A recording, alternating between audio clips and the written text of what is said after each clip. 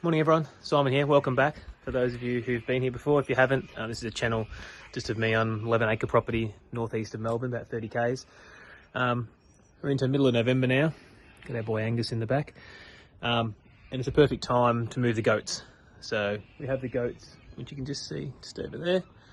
We have them in their main paddock and we've opened it up where they come up to like a little area up the back of our property closer to where we live. But now we're going to move them down the bottom side of our driveway.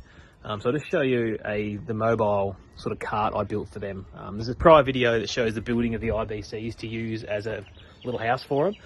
And I got sick of lugging them and lifting them into the trailer. So I put two on a little old boat trailer. So I'll show you that.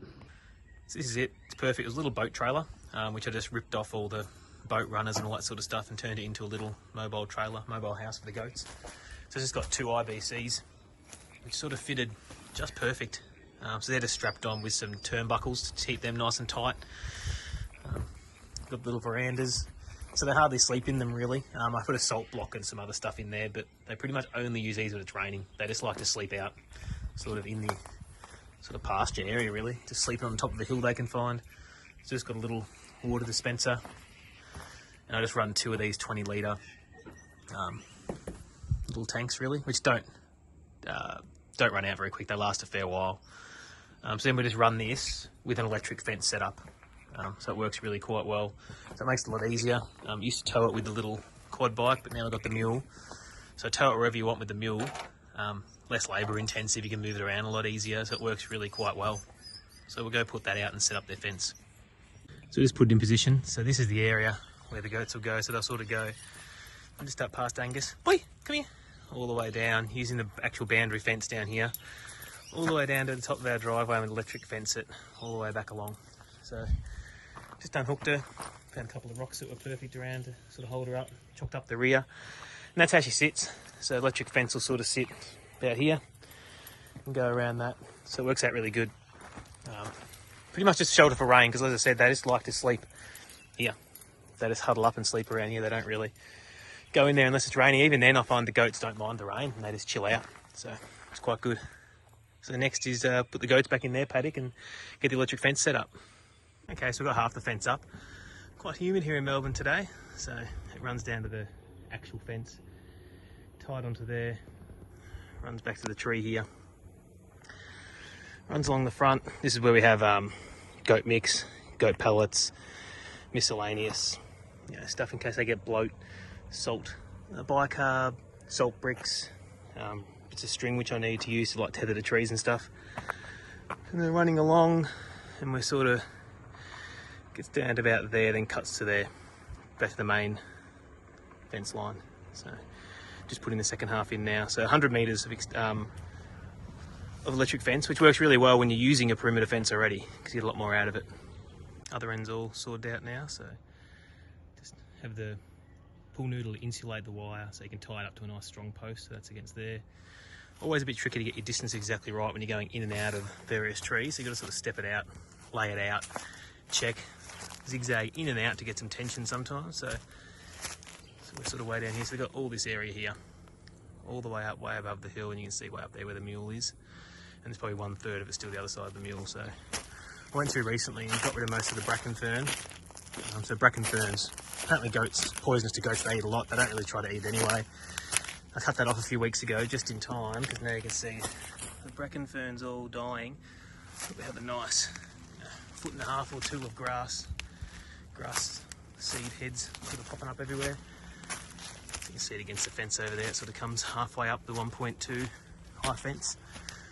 So I eat all that. They'll eat all the sort of stray agapanthus, the ones that are sort of self-propagated down in the paddock here. Not really a paddock, just the bottom side of the driveway. So the fence comes all the way along, just the edge of the drive, and then they join here. So I'll either put my Energizer here, not too bad for sunlight, better than sort of down the hill where the other one is.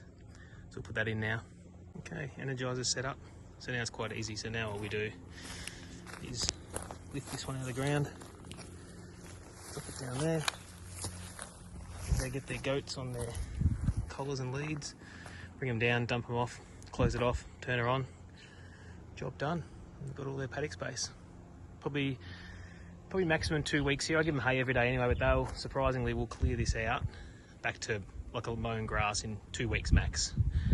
Then I move into the second half, so where that ends there, we then jump down around the little front pond and do that smaller area, and 1 week there.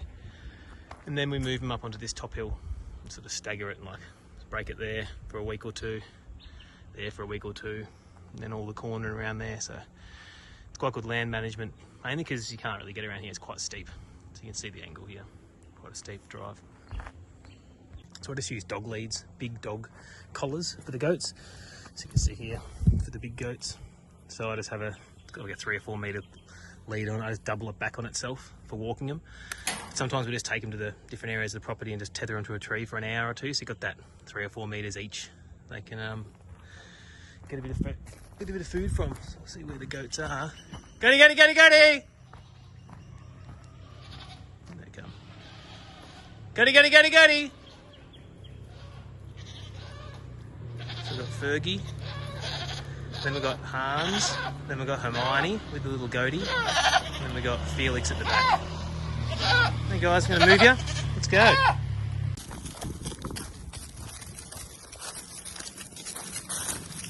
Come on.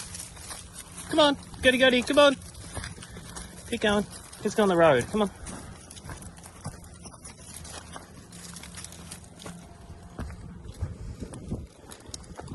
Where to join, I then use a bit of nylon string and just wrap around all the way up and down so they can't push through at all. So bring that tight together and then join the 2 main wires and you're sweet to go. They're already in. I'll go in there and take their collars off in a tick, but they're enjoying life. And just wrap the wires around each other and force them to click together. And it's just a matter of putting your terminal on. And you're good to go. And just do a final check to make sure we've got good enough power. It should be anywhere between 5k on here. So just earth it out, chuck on the top wire. 3.8 in the top wire, 4.1, that's fine. 3.8 there. 4.1, that's not too bad. A little bit low, but I have got a fair bit of grass probably touching, but I'm not going to worry about tripping it. Trying to get rid of that grass. They eat down right to the wire, so they'll get rid of any problem grass that might be touching. I just zap myself, so it's got some decent kick. So that's her all set up. So they've got all the way down to the bottom of the drive. So they'll obviously get the feed here.